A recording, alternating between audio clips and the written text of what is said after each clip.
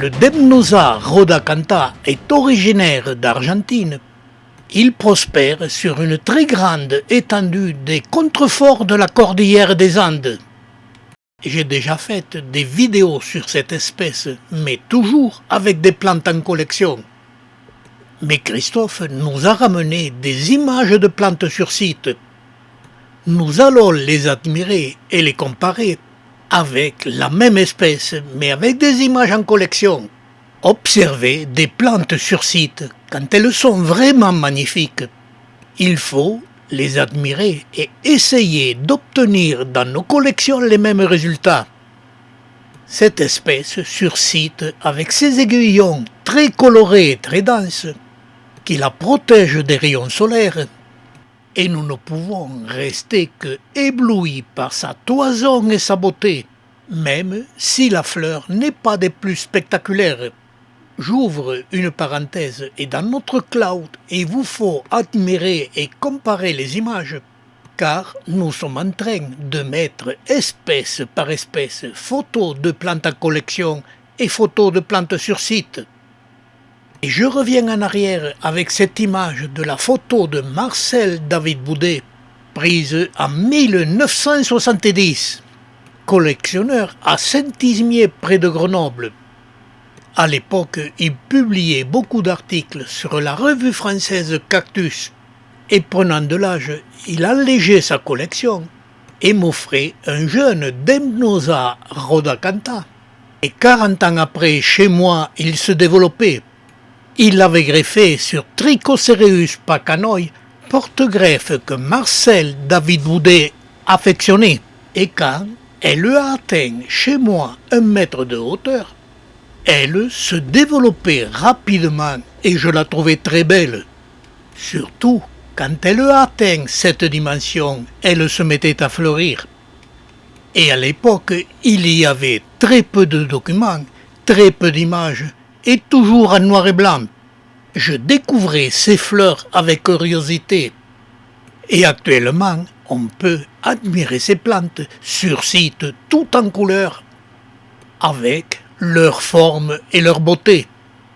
Mais revenons dans ma collection voir ce Demnosa rhodacantha. Même si la plante est moins belle, elle m'a fait découvrir sa floraison, qui apparaissait parfois sur le milieu de la plante, mais normalement toutes les fleurs apparaissent au sommet. Et cette floraison, chez nous, dure du mois d'avril jusqu'à fin octobre, en laissant un très grand nombre de fleurs desséchées, car elles ne sont jamais fécondées, car nous n'avons pas chez nous les insectes pouvant féconder ces fleurs. Et pour obtenir des fruits et des graines, j'ai dû intervenir, car la plante est autoféconde, car elle a un pollen gras, qui ne sont pas emportés par le vent pour féconder le pistil, mais j'ai pu obtenir des fruits en intervenant. Et quelle ne fut pas ma surprise! Le semis de ce pied donnait des plantes à aiguillons rouges et des plantes à aiguillons jaunes. Je conservais un sujet de chaque couleur.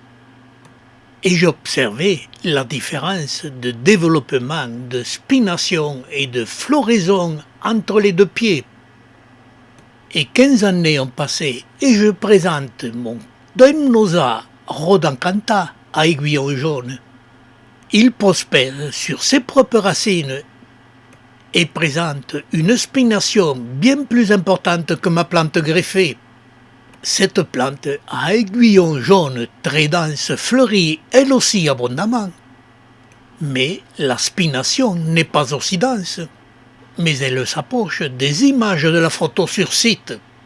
Et j'ai obtenu cette spination, certes moins dense que sur la photo sur site, mais quand même très belle, en cultivant mon sujet à aiguillons jaunes avec un substrat composé de 80% de terre argileuse, et en plus elle est placée près du vitrage, ce qui ne l'empêche pas de fleurir, mais surtout quand une fleur me fait le V de la victoire. Et je laisse dérouler quelques images de fleurs de la plante à aiguillons jaunes.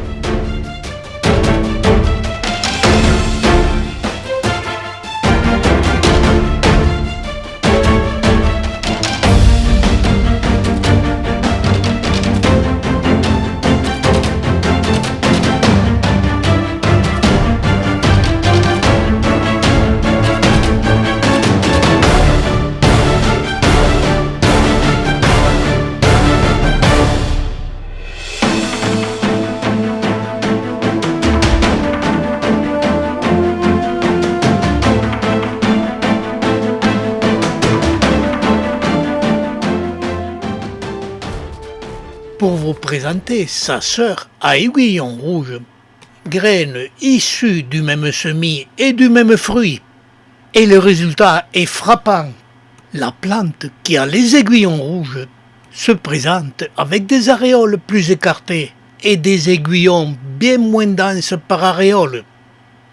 Pourtant, mes deux pieds sont de la même année et du même fruit, et ont le même substrat de 80% d'argile, et mes deux pieds prospèrent sur la même tablette, au même endroit, à 1 mètre près, mais toujours près du vitrage.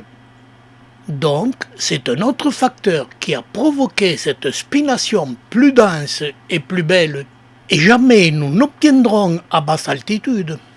Cette spination extraordinaire du Demnosa rhodacantha, qui eux prospèrent sur les contreforts de la cordillère des Andes.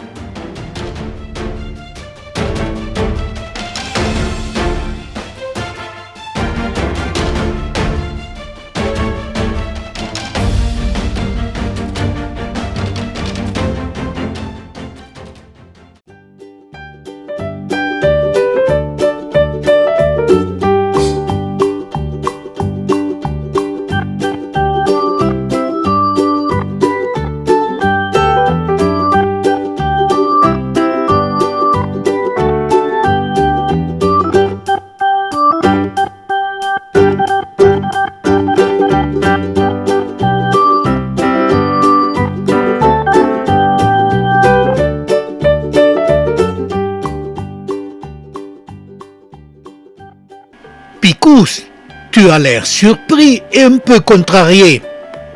Qu'est-ce qui t'arrive? Oui, mon fils le peintre m'a dit « Papa, je suis en train de te peindre quand tu photographies les plantes en fleurs. » Et il m'a dit aussi « Quand tu fais des photos avec ton appareil, tu te trompes de bouton. Et au lieu de faire des zooms, c'est toi qui zoomes. » Et quand il m'a donné son tableau, j'étais catastrophé. C'est pas possible. Quand je photographie, je suis pas comme ça. C'est l'appareil qui bouge, ce n'est pas moi. Pourtant, mes photos sont très jolies. Mais non, Picous, n'aie pas peur. Ton fils, il fait toujours de la peinture en mouvement. Ah bon, je voudrais pas que quand les gens regardent mon portrait, ils me trouvent pas joli. Ah, mais quand même, je dirais à mon fils, pour l'encourager, qu'ils sont magnifiques ces tableaux. Oyez, oyez! Ce mois-ci, je vais vous présenter le cheminement de notre association. En 1991, avec un groupe d'amis, nous créons notre association et nous l'appelons le SEC, Succulente Exposition Conférence Carmo. Puis, dans les années 1990, l'ère de l'écrit va laisser un peu de place à l'ère de l'image. Et nous appelons notre association Cacte Vidéo. Et nous créons une photothèque et une vidéothèque. Car nous avons compris très tôt que l'image supplanterait l'écrit. Mais nous étions toujours à l'ère de l'image analogique. Puis, dans les années 2000, l'ère de l'image numérique est arrivée. Et là, c'est une véritable révolution. Car le numérique permet pratiquement tout avec les images. Et nous sommes actuellement à l'ère d'Internet, avec ses gros avantages et ses gros inconvénients. Et nous observons dans le monde entier que toutes les associations qui n'ont pas adopté l'image comme support de l'écrit ont de très grandes difficultés pour survivre. Heureusement pour nous, nous étions les premiers à présenter les plantes succulentes tout en images. Et notre association fonctionnait très bien. Et nous nous étions équipés en matériel, livres et documents. Ce qui nous permet de créer notre clan, de continuer à présenter tout en images les plantes succulentes. Mais l'ère d'Internet bouleverse encore toutes les associations qui ont résisté. Et il nous faudra encore nous adapter, mais nous avons des images pour résister. Et nous sommes encore un peu en avance. car un très grand nombre d'informations, tout en images, sont données dans notre cloud et n'existent pas sur Internet. Et nous continuons avec de nouvelles images à présenter les plantes en collection et sur site, avec souvent des premières mondiales.